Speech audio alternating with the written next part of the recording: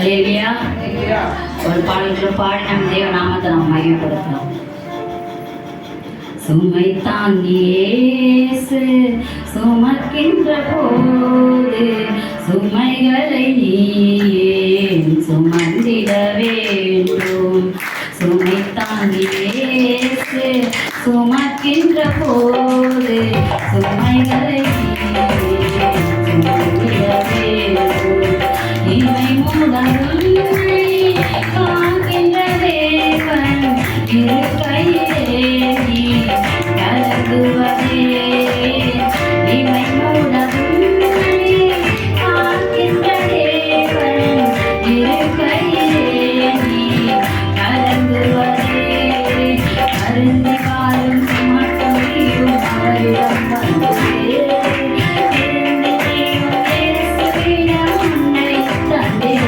Oh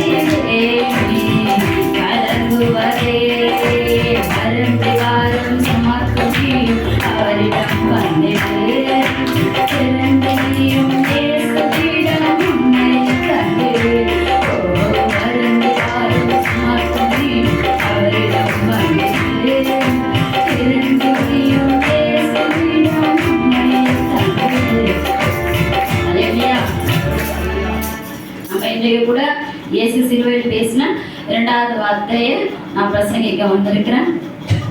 ஆண்டவர் சிலுவையில் மரிக்கும் போது 7 வார்த்தைகளோடு நம்மளோட இடைப்பட்டார். நம்முடைய பாடுகளை சுமந்தார், நம்முடைய துக்கங்களை சுமந்தார். அவர் மேல எந்த ஒரு எல்லளவு பாவமும் கிடையாது. நம்ம பார்த்துருக்கிறோம். லூக்கா எழுதின சுவிசேஷ புத்தகம் 23ஆம் அதிகாரம் 42ஆம் வசனம். எடுத்தவர்கள் வாசிங்க.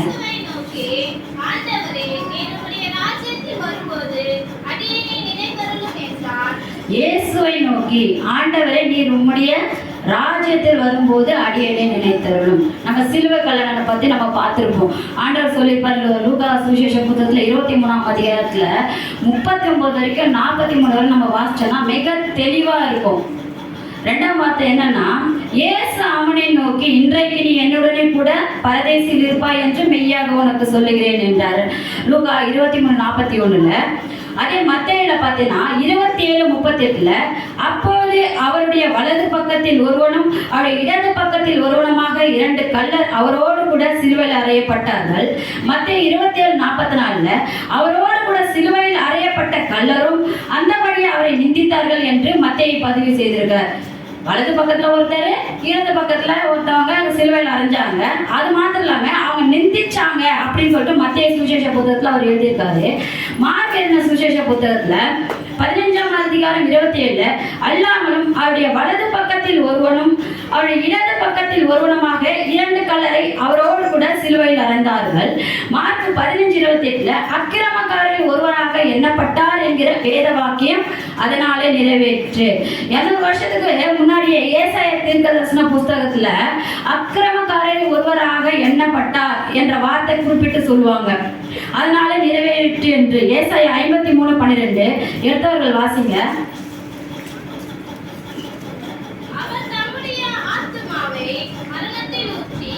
அக்கிரமக்காரரில் ஒருவராக எண்ணப்பட்டு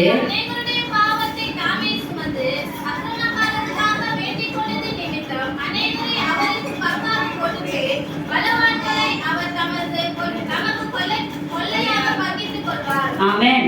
இதுல என்னது மார்க் புத்தகத்துல நம்ம பார்த்திருக்கோம். அக்கிரமக்காரரில் ஒருவனாக எண்ணப்பட்டார் என்கிற வேத வாக்கியம் அதனாலே நிறைவேறிற்று. 200 வருஷத்துக்கு முன்னாடியே ஏசாயா தீர்க்கதரிசன புத்தகத்துல அவர் தம்முடைய ஆத்மாவை மரணத்தில் ஊன்றி அக்கிரமக்காரரில் ஒருவராக எண்ணப்பட்டு அநேகருடைய பாவத்தை தாமே சுமந்து அக்கிரமக்காரருக்காக வேண்டிக் கொண்டது நிமித்தம் அநேகரை அவருக்கு பங்காக கொடுப்பேன், பலவான்களை அவர் தமக்கு கொள்ளையாக பங்கிட்டுக் கொள்வார். அப்ப 700 வருஷத்துக்கு முன்னாடி ஆண்டவர் அடிக்கப்பட போறாருன்னு ஏசாயா தீர்க்கதரிசன புத்தகத்துல எழுதியிருக்கு. அதெல்லாம் மார்க் எழுதின சுவிசேஷ புத்தகம் சொல்றாங்க, அக்கிரமக்காரர் ஒருவராக எண்ணப்பட்டார் என்கிற வேத வாக்கியம் நிறைவேறிற்று. ஹல்லேலூயா. லூக்கா 23:39-43 வரைக்கும் மிக தெளிவா இருக்குது. மத்தேயுல என்னன்னா, வலது பக்கத்துல ஒரு கல்லனை அரைச்சாங்க, இடது பக்கத்துல ஒரு கல்லனை அரைஞ்சாங்க, அவங்க நிந்திச்சாங்கன்னு இருக்கு. மார்க்லயும் வலது பக்கத்துல ஒரு கல்லனை அரைஞ்சாங்க, இடது பக்கத்துல ஒரு கல்லனை அரைஞ்சாங்க. ஆனாலும் அக்கிரமக்காரர் ஒருவராக எண்ணப்பட்டார் என்ற வேத வாக்கியம் அதனால் நிறைவேறிற்று என்று எழுதியிருக்கு. ஆனா நம்ம லூக்கா எழுதின சுவிசேஷ புத்தகத்துல மிக தெளிவா எழுதி இருக்கிறாங்க. ஏன்னா இயேசு அவனை நோக்கி, இன்றைக்கு நீ என்னுடனே கூட பரதேசில் இருப்பாய் என்று மெய்யாக உனக்கு சொல்லுகிறேன். வீட்டுல போனீங்கன்னா வேத வாசித்த வாசிங்க. 23 அதிகாரத்தில் லூக்கா எழுதின சுவிசேஷ புத்தகத்தை ஆண்டவரோடு கூட 2 கள்ளர்கள் அறையப்பட்டார்கள். ரோமர்களின் விதிகளின்படி வழிபறிகளில் ஈடுபட்டிருக்கலாம். அந்த காலத்துல கொள்ளையடிச்சிருப்பாங்கல்ல, அவங்கள மாத்திரம் தான் கொள்ளையடிக்கிறவங்க, கொலை பண்றவங்க, நிறைய ரோமரோட சட்டத்துக்கு விரோதமா செஞ்சவங்கள மாத்திரம் தான் சிலுவையில் அறைவாங்க. ஆனாலும் நம்ம இயேசு கிறிஸ்து எந்த ஒரு பாவமா செய்யாதவர், நம்முடைய பாவங்களை சுமந்ததுனால அக்கிரமக்காரர்கள் ஒருவராக எண்ணப்பட்டு சிலுவையில் அறையப்பட்டார். அல்லேலூயா. ஆனா அந்த கல்வன் பாருங்க, ஒரு கல்வன் மாத்திரம் சொல்றான், மாம்ச வாழ்வெல்லாம் அவன் தோல்வி அடைஞ்சிருந்தாலும், ஏன்னா இயேசுவோட எல்லாம் நியாயபரமான எதையுமே அவன் கடைப்பிடிக்காம பாவம் பண்ணியிருக்கிறான், கொலை பண்ணியிருக்கிறான், கொள்ளையடிச்சிருக்கிறான். ஆனாலும் சிலுவையில் அறையிறப்போ அவருடைய ஆவிக்குரிய வாழ்வில வெற்றி பெற்றிருந்தான். ஹல்லேலூயா. ஆண்டவரோடு கூட இருந்த 12 சீஷர்களுமே 33 வருஷம் அவர் கூட இருந்தாலும் அந்த நன்மைகளை ஆண்டவரோடு இருந்தும் அவங்க பெற்றுக்கல. ஆனா இவனுக்கு ஆண்டவர் அந்த ஞானத்தை ஆண்டவர் கொடுத்து, அந்த நேரத்தில் ஆண்டவரே இன்றைக்கு நான் என்ன கூட உங்க கூட கூப்பிட்டு போயிடுவீங்களா அப்படின்னு சொல்றான். அப்புறம் சொல்றாரு, இன்னைக்கு என்னோட கூட பரதேசில் இருப்பாய் அப்படின்னு சொல்றாரு. அல்லேலூயா. அப்ப ரட்சிப்பின் வார்த்தை, இந்த பரதேசின்றது ரட்சிப்பின் வார்த்தை. அப்ப ஆண்டவரால் மாத்திரம் தான் நம்மளை ரட்சிக்க கூடும். அல்லேலூயா. இன்றைக்கு நீ என்னுடனே கூட பரதேசில் இருப்பாய் என்று மெய்யாக உனக்கு சொல்லுகிறேன். லூக்கா 23:43 சொல்லுது. முதலாவது கர்த்தரே ரட்சிப்பு, எபேசியர் 1:17 சொல்லுது. இரண்டாவது கர்த்தரால் ரட்சிப்பு, அப்போஸ்தலர் 4:12 சொல்லுது. மூன்றாவது கர்த்தரிடத்தில் ரட்சிப்பு, சங்கீதம் 137 சொல்லுது. முதலாவது பாருங்க, எபேசியர் 1:17 நம்முடைய கர்த்தராகிய இயேசு கிறிஸ்துவின் தேவனும் மகிமையின் பிதாவுமானவர் தம்மை நீங்கள் அறிந்து கொள்வதற்கான ஞானத்தையும் தெளிவையும் அளிக்கிற ஆவி உங்களுக்கு தந்தரல வேண்டும் என்று நமக்கு ரட்சிப்பை வெளிப்படுத்துகிறார். அல்லேலூயா. இரண்டாவது பாருங்க, கர்த்தரால் ரட்சிப்பு, அவரால் என்று வேறொருவராலும் ரட்சிப்பு இல்லை. நாம் ரட்சிக்கப்படும்படிக்கு வானத்தின் கீழெங்கும் மனுஷர்களுக்குள்ளே அவருடைய நாமமே இல்லாமல் வேறொரு நாமம் கட்டளைப்படவும் இல்லை என்றார். அல்லேலூயா. அவரால் மாத்திரம் தான் ரட்சிப்பு, மனுஷங்க கிடையாது. ஆனா ஆண்டவர் சொல்றாரு ரட்சிப்பு கர்த்தருடையது. நீங்க போய் ஆண்டவர் செய்த அவருடைய நன்மைகளை நீங்க மற்றவர்கிட்ட சொல்லும் போது ரட்சிப்புக்கு ஏதுவா இருக்கும். ரெண்டாவது என்னன்னா மன திரும்புதலை காட்டுகிறது. முதலாவது ரட்சிப்பை வெளிப்படுத்துகிறது, இரண்டாவது மன திரும்புதலை காட்டுகிறது, மூன்றாவதாக கர்த்தரிடத்தில் ரட்சிப்பு. சங்கீதம் 137 சொல்லுது. இஸ்ரவேல் கர்த்தரை நம்பி இருப்பதாக, கர்த்தரிடத்தில் கிருபையும் அவருடைய திரளான மீட்பும் உண்டு. கல்லரின் விசுவாசத்தை குறிக்குது. அல்லேலூயா.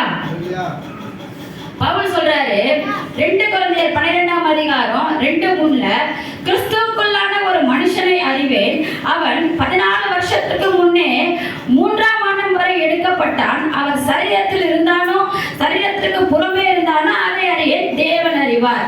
அந்த மனுஷன் பரதேசிக்குள் எடுக்கப்பட்டு மனுஷர் பேசப்படாததும் வாக்கு கெட்டாததுமாகிய வார்த்தைகள் கேட்டான் என்று அறிந்திருக்கிறேன்.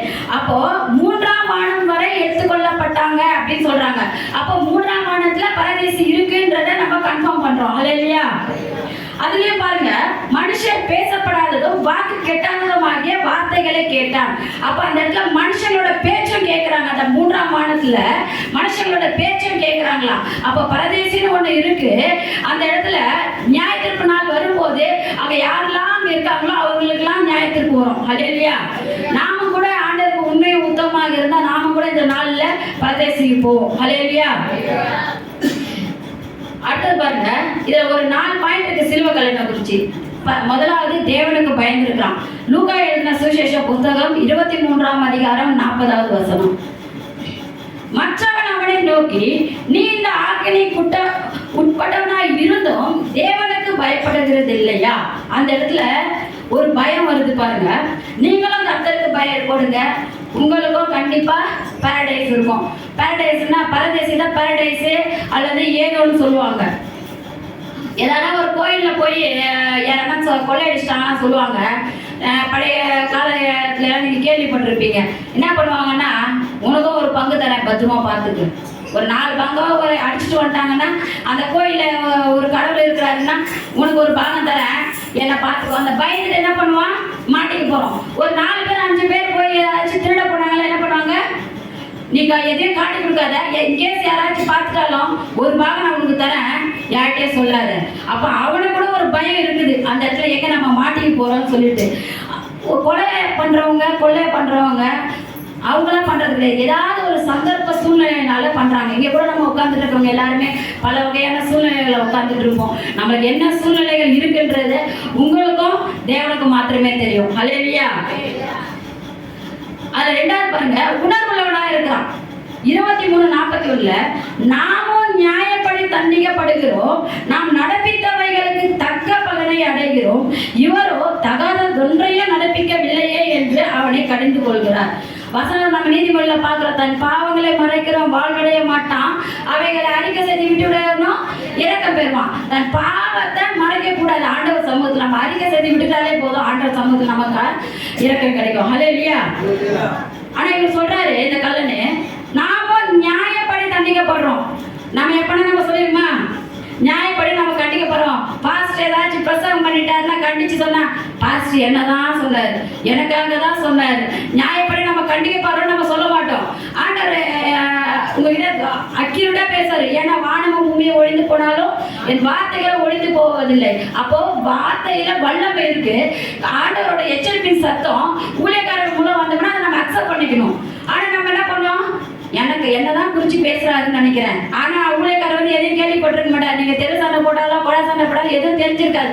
ஆனா இது பிரசங்கம் பண்றப்ப சொல்றப்ப ஒருவேளை யாராச்சும் சொல்லியிருப்பாங்களோ அப்படின்னு நம்ம யோசிப்போம். ஆனா நம்ம என்ன பண்ணோம், நம்ம நியாயப்படிதான் நம்ம கண்டிக்கப்படுறோம். ஆண்டவரே, இப்போ முதல் வார்த்தை நம்ம பேசல, மற்றவங்கள பாவங்களை நம்ம மன்னிச்சாதான் நம்ம பாவங்களை ஆண்டவர் மன்னிப்பாரு.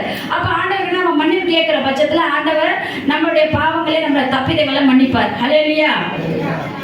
மூன்றாவது பாருங்க, அவன் அறிந்திருந்தான் ஆண்டவரை பத்தி. 23:41 பாருங்க, இவரோ தகாததொன்றையும் நடப்பிக்கவில்லை என்று அவனை கடிந்து கொண்டு. தகாததொன்றையுமே நடப்பிக்கல. அப்ப எத்தனை மணி நேரம் தொங்கியிருப்பான்? குறைஞ்சது ஒரு 2-3 மணி நேரம் தொங்கியிருப்பாரா? ஒரு 6 மணி நேரம்னு வச்சுங்களேன். ஆண்டவர் கூட 3 வருஷமா ஊழியம் பண்ண அந்த 12 சீஷர்கள் கூட இல்லாத பேர்கள் கூட நம்ம பார்த்தோம். இப்ப நம்ம வாசிச்ச புத்தகத்துல மறுதளிச்சாரு. சேவல் கூடதுக்குள்ள நீ என்னை மறுதளிச்சிருவ ஆண்டவர் சொல்றாரு. அப்படி இருந்தோம் இதை சிலுவை கல்ல பாருங்க தொங்கிட்டு இருக்கிறப்ப ஒரு வேளை பார்த்துருக்கலாம்.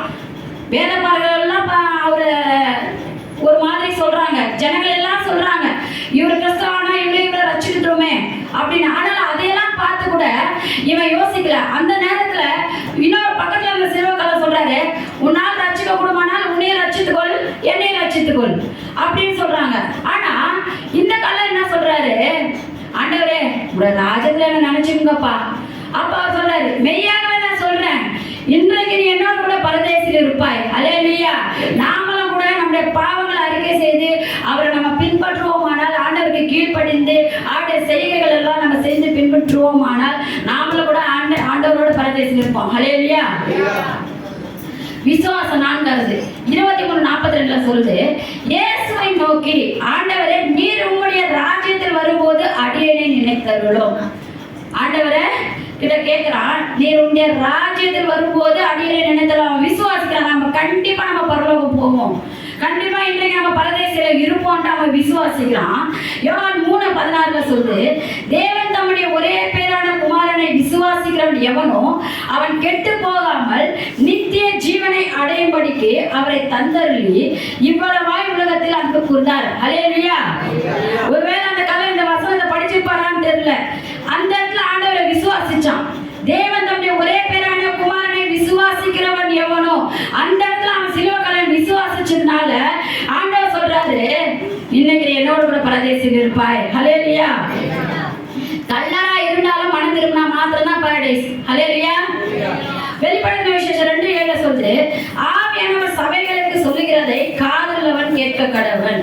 ஜெயம் கொள்ளுகிறவன் எவனோ அவனுக்கு தேவனுடைய பரதேசின் மத்தியில் இருக்கிற ஜீவ விருட்சத்தின் கனியை புசிக்க கொடுப்பேன் என்று எழுது. யாரு? ஜெயம் கொள்ளுகிறவன் எவனோ தேவனுடைய பரதேசின் மத்தியில் இருக்கிற ஜீவ விருட்சத்தின் கனியை புசிக்க கொடுப்பேன் என்று எழுது. பரதேசி என்பது 100% இருக்குன்றதுக்கு இதுதான் கன்ஃபார்ம். அல்லேலூயா. ஆதியாகமத்துல சொல்லியிருப்பாரு, அதையும் வாசிச்சிடலாம். 3:22 பாருங்க, பின்பு தேவனாகிய கர்த்தர், இதோ மனுஷன் நன்மை தீமை அறியத்தக்கவனாய் நம்மில் ஒருவரை போலானான். இப்பொழுதும் அவன் தன் கையை நீட்டி ஜீவ விருட்சத்தின் கனியையும் பறித்து புசித்து என்றைக்கு உயிரோடு இல்லாதபடிக்கு செய்ய வேண்டும் என்று அவன் எடுக்கப்பட்ட மண்ணை பண்படுத்த தேவனாகிய கர்த்தர் அவனை ஏதேன் தோட்டத்தில் இருந்து அனுப்பிவிட்டார். அவன் மனுஷனை துரத்திவிட்டு ஜீவ விருட்சத்துக்கு போகும் வழியை காவல் செய்ய ஏதேன் தோட்டத்துக்கு கிழக்கே கேருபீன்களையும் வீசிக் கொண்டிருக்கிற சுழலொளி பட்டயத்தையும் வைத்தார். அல்லேலூயா. ஆண்டவரோட வார்த்தைக்கு கீழ்ப்படியாம அந்த ஜீவ விருட்சத்தின் கனியை அவங்க புசிச்சதுனால ஆண்டவர் இந்த வசனம் பாருங்க, உயிரோடு இராதபடி செய்ய வேண்டும் என்று அவன் எடுக்கப்பட்ட மண்ணை பண்படுத்த தேவனாகிய கர்த்தர் அவனை ஏதேன் தோட்டத்திலிருந்து வெளியேற்றார். கேள்விகள் சுடரொளி பட்டயங்களை 2 பக்கம் வச்சிட்டாங்க. மறுபடியும் திரும்பியும் வர முடியாத அளவுக்கு. ஆனா அதே வெளிப்படுத்தின விசேஷத்துல சொல்லுது, ஜெயம் கொள்ளுகிறவன் எவனோ அவனுக்கு தேவனுடைய பரதேசின் மத்தியில் இருக்கிற ஜீவ விருட்சத்தின் கனியை புசிக்க கொடுப்பேன். ஹல்லேலூயா. அதை அவங்க துரத்திட்டாரு கீழ்ப்படியாதனால. ஆனா வெளிப்படுத்தின விசேஷத்துல சொல்றாரு, நான் கண்டிப்பா ஜீவ விருட்சத்தின் கனியை கொடுப்பேன். நான் ஏதேன் தோட்டத்துல கண்டிப்பா நான் உங்களை கூட்டிட்டு போவேன். பரதேசிக்கு கண்டிப்பா நான் கூட்டிட்டு போவேன். நியாயத்திற்கு நாள் ஒன்று இருக்கு. அதில் நம்ம கண்டிப்பாக நம்ம எல்லாருமே பரலோகத்துக்கு போவோம். ஆண்டவரை நம்ம விசுவாசிச்சு ஆண்டவர் நம்ம கீழ்ப்படிஞ்சு ஆண்டவருடைய செய்கைகளை நம்ம செய்வோமானால் கர்த்தர் நம்மளை நம்ம குடும்பங்களை ஆசீர்வதிப்பார். கண்டிப்பாக நமக்கும் இந்த நாளில் பரதேசி உண்டு. ஹல்லேலூயா. கர்த்தர் தாமே இந்த வசனங்களை ஆசீர்வதிப்பாராக. ஹல்லேலூயா.